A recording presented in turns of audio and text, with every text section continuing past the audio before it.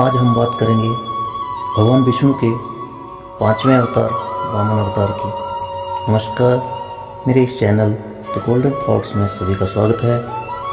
पौराणिक मान्यता के अनुसार भाद्रपद मास के शुक्ल पक्ष की द्वादशी तिथि के दिन भगवान विष्णु के 5वें अवतार वामन देव ने जन्म लिया।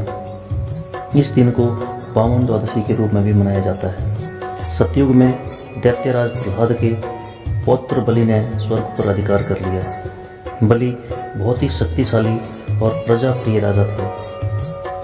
सभी देवता इस विपत्ति से मुक्ति पाने के लिए भगवान विष्णु के पास गए। तब भगवान विष्णु ने देवताओं से कहा कि मैं देव माता अदिति की गर्भ से जन्म लेकर तुम्हें स्वर्ग का राज्य दिलाऊंगा। कुछ समय पश्चात भगवान विष्णु ने वामन अवतार के रूप में जन्म लिया।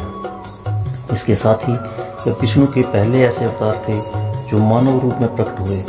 ये एक बालक रूपी ब्राह्मण अवतार थे। उधर दैत्यराज बलि ने अपने गुरु शुक्राचार्य और मुनियों के साथ लंबे समय तक चलने वाले यज्ञ का आयोजन किया। बलि के इस यज्ञ में ब्रह्मचारी वामन भी आए।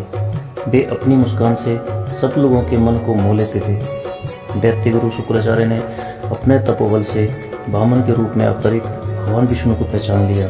उन्होंने बलि को बताया कि तुम्हारी राजलक्ष्मी का अपहरण करने भगवान विष्णु वामन रूप अवतार में आए हैं। गुरुदेव की बातों को सुनकर राजा बलि ने कहा, हे गुरुदेव, आप क्यों धर्म विरोधी वचन कर रहे हैं? भगवान विष्णु स्वयं मुझसे दान मांगने आए हैं। इससे बढ़कर और मेरे लिए क्या हो सकता है? मैं तो केवल भगवान विष्णु की प्रसन्नता के लिए ही यज्ञ कर रहा हूँ। यदि भगवान विष्णु स्वयं पधारे हैं तो मैं तो कृतार्थ हो गया। तभी वामन जी बलि के यज्ञशाला में पधारे।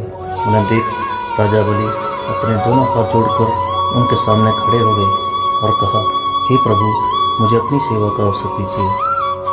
तब वामन भगवान ने उनसे 3 पग भूमि दान में मांगी। भूमि दान का महात्म्य महान है। राजा बलि के गुरु शुक्राचार्य भगवान विष्णु की लीला समझ गए।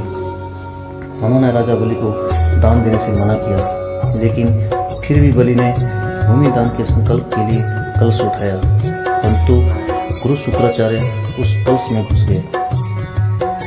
भगवान विष्णु ये जान गए कि शुक्राचार्य कलश में घुसकर जल की धारा को रोक रहे हैं। अतः उन्होंने कुशा के अग्रभाग को कलश के मुख में डाल दिया, जिससे गुरु शुक्राचार्य की एक आंख नष्ट हो गई। पीड़ा से व्याकुल होकर गुरु शुक्राचार्य उस कलश से बाहर निकले। तब बलि ने 3 पग दान का संकल्प लिया।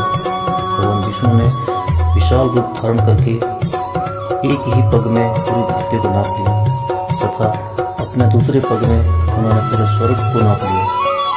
तब तीसरे पग की रखने के लिए कोई जगह नहीं बची तो बलि के सामने संकट उत्पन्न हो गया। वामन भगवानों ने भय दिखाया कि यदि तुमने अपना संकल्प पूरा नहीं किया तो अधर्म होगा।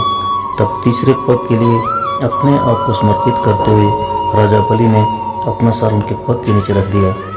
वामन भगवान का तीसरा पग रखते ही बलि पाताल लोक पहुंच गया। बलि की दानवीरता को देख वामन रूप भगवान विष्णु ने उन्हें पाताल का राजा बना दिया और इस तरह भगवान विष्णु ने इंद्र को स्वर्गलोक सौंप दिया।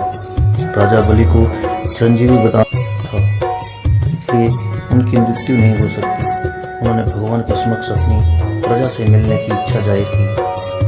तब विष्णु जी ने राजा बलि को वरदान दिया कि साल में एक दिन वे अपनी प्रजा से मिलने धरती लोक पर आ सकते हैं। वे अपनी प्रजा से बहुत प्यार करते हैं। चिरंजीवी होने की वजह से राजा बलि राज्य की चिंता है और हर साल ओणम पर्व पर वे धरती पर अपनी प्रजा से मिलने आते हैं। जय श्री राम।